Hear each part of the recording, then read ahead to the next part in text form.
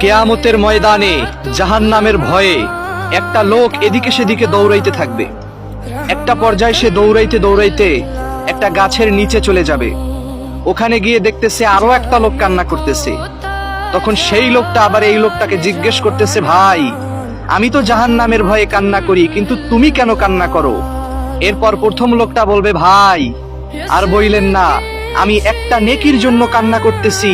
আমি এই একটা নেকির জন্য জান্নাতে যাইতে পারতেছি না। জান্নাতের দরওয়াজা আমার জন্য বন্ধ। আমি আমার মায়ের কাছে গিয়েছি, আমার মা আমাকে নেকি দেয় নাই। আমার বাবার কাছে গিয়েছি, আমার বাবা আমাকে নেকি দেয় নাই। আমার বোনের কাছে গিয়েছি, বন্ধুর কাছে গিয়েছি, ওস্তাদের কাছে গিয়েছি, পরিচিত সবার কাছে গিয়েছি, কেউ আমাকে একটা নেকি দিয়ে সাহায্য করে নাই। তাই আমি হাঁটতে হাঁটতে এই পর্যন্ত আসলাম। এরপরে গাছতলায় যেই লোকটা বসা, সে বলতেছে, ভাই, আপনি তো একটা নেকির জন্য কান্না করেন, কিন্তু আমার কাছে বেশি কোনো নেকি নাই। আমার কাছে শুধু একটা নেকিই রয়েছে, আর আমার কাছে রয়েছে অসীমাহীন গুনাহ।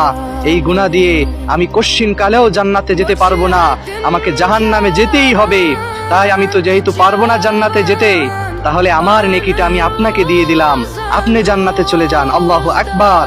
এরপর ওই লোকটার থেকে একটা নেকি নিয়ে প্রথম লোকটা আল্লাহর দরবারে চলে গিয়েছে, গিয়ে বলতেছে, মালিক, এই যে নেন আমার একটা নেকি, আর আমি এখন জান্নাতে যেতে চাই।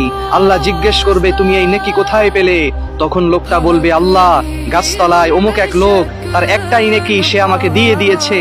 আল্লাহু আকবার। আল্লাহর কুদরতি অন্তরের মধ্যে, আল্লাহর কুদরতি অন্তরটা নাড়া দিয়ে উঠবে। আল্লাহর কুদরতি অন্তরের মধ্যে গর্জন শুরু হয়ে যাবে। আল্লাহর রহমতের চাদরটা ভিজিয়ে যাবে। আল্লাহর সাথে সাথে বলবে, যে তোমাকে একটা নেকি দিয়ে সাহায্য করেছে, তুমি তাকে ডাকো, তুমি তাকে ডাকো, তোমার সাথে আমি তাকেও জান্নাতের মধ্যে পাঠিয়ে দিলাম। আল্লাহু আকবার, আল্লাহু আকবার। তাই প্রিয় ভাইরা, আমরা যেন সমাজের মধ্যে ভালো কাজ করে করে তারপরে যেন কবরে যেতে পারি, সেই তৌফিক যেন আল্লাহ আমাদেরকে দান করেন। আমিন। আলহামদুলিল্লাহি রাব্বিল আলামিন।